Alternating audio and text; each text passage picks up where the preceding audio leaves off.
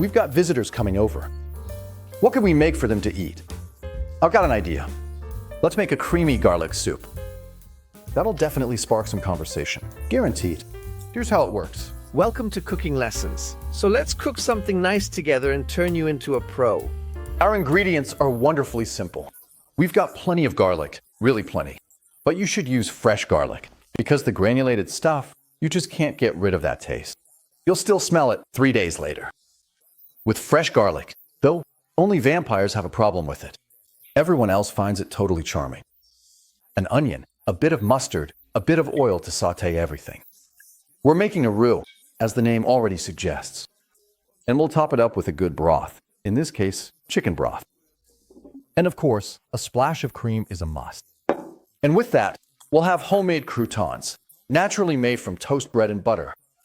Here I have a bit of rosemary, a bit of tarragon, basil, and it's blooming on our balcony, so we'll use the blossom as decoration because it's tasty, slightly sweet, and looks beautiful. Of course, we'll start with the garlic and add the onion. And don't worry, my garlic won't burn. The nice thing is, we'll go over it with the immersion blender later. That means we don't even have to put much effort into the prep. We just chop the garlic up a bit so we can get to the aroma. The rest will be taken care of by our immersion blender later. So, let's get this show on the road. A nice oil. In this case, I'm using olive oil. We'll add our garlic to it. Take a look here. It's already starting to sizzle. It shouldn't burn, but it can get a bit of color. That's when it turns wonderfully sweet. And in the meantime, we'll quickly chop the onion, just into pieces as well. And the nice thing is, when we add the onions in right away, we're also saving the garlic, because then it can't burn anymore. Let's take another look inside. Aha, it's starting to turn a little brown. That's exactly what I was aiming for. That's when it gets that sweet flavor I mentioned earlier. Add the onion. This is really super quick cooking. It's almost like working in an a la carte kitchen. Now we're sauteing this all together, and the onion brings in some moisture and a bit of coolness. And as you can see, the garlic isn't burnt, it's just a little nutty in color. I think you can see that pretty well. Now we'll go ahead and add a bit of salt, because salt draws out water and pulls the moisture from the onion. That way, we can saute everything even more deliciously. But also add a bit of pepper right away. And when the onion becomes a bit softer and starts to shine, then the sauteing has worked here as well. Now we take our flour and dust it over the onions and garlic. This is basically the same process as when we make a roux. There, too, flour is sauteed in butter. Now it's just flour and olive oil, and there are a few pieces of garlic and onion in there, but the process is the same. Stir everything together nicely. There we go. Don't roast it. We don't want any color. That's why we're going to deglaze everything now with our chicken broth, but not all of it, just a splash, because now we can still stir everything together really well. And now we've got a really thick paste here. Of course we do, because there's still quite a bit of liquid missing, which we can add now. Next splash. And that's how we keep going, bit by bit, until all the broth is in. Can you imagine how it smells here in my kitchen? Unbelievable. Really delicious. Add the rest of the broth, and even then, once it comes to a boil, it will still be way too thick. And that's obvious too. Here, the slimming agent, that's still missing. There it is, boiling away, our garlic soup, which isn't even finished yet.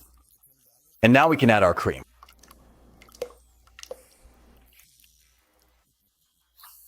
Cooking can be so simple. So did you see that? So few ingredients. And we'll end up with a result that will truly delight your guests and have your dentist asking about that lovely smell the next day. Now we add our teaspoon of mustard. That adds a bit of tanginess. In the meantime, we can go ahead and melt our butter in the small pan here for the croutons. And into the melted butter for the croutons, we add the diced toast bread, and now we'll quickly chop our herbs. I'll save the blossoms, and everything else just gets finely chopped. So, tarragon, basil, rosemary. I mean, this just has to taste good. Especially the rosemary. It really needs to be finely chopped, because if you end up with the needles in the bread later, that's not so pleasant. So take a little care and chop it up thoroughly. And at this point, a little reminder, when you're holding a big knife like this, I still see it all the time. A lot of people do this, but that's not allowed. You only see that on harbor tours with those little barges at the Landamsbrücken. We chop, we don't chunk or hack. All right, let's quickly check on the bread. I think something's happening there. Again, don't let it burn. The croutons should soak up the butter and then just be lightly toasted to a golden yellow. Just a little moment longer. There, those look delicious, don't they? Now we'll add our fresh herbs on top, and please take the pan off the heat right away, because the herbs don't like it if they get cooked any further. They should just release their aroma and add a bit of flavor. Well, what do I mean by a bit? Please, add a lot of flavor. Croutons are done. So, our soup has been simmering here for about 10 minutes. Now it can be pureed. And I can already hear it. Wait, stop, dear colleague. That's a non-stick pot. For heaven's sake, don't use metal in there. But I'm going to do it on purpose now. I'm only putting the immersion blender in a little bit, because the rest will be done by the blender itself. It pulls in everything it needs, so I don't even touch the pot. That way, you can puree perfectly well in a non-stick pot. A quote from my grandmother: "As long as we still have water, we still have soup." Yes, Grandma. For those who don't know, my grandmother used to have her own restaurant, and things could get a bit rough there sometimes. Speaking of a rough tone, we've got a wonderful garlic soup here. Right before serving, when the guests are at the table, we add our croutons. And of course, the herbs give the soup that final kick. And as I promised you, a little bit of flowers. Everyone loves that. Simple garlic soup, just like Grandma used to make. And you should always finish your own soup. There are even more sayings. If you know any more about soup, feel free to write them in the comments.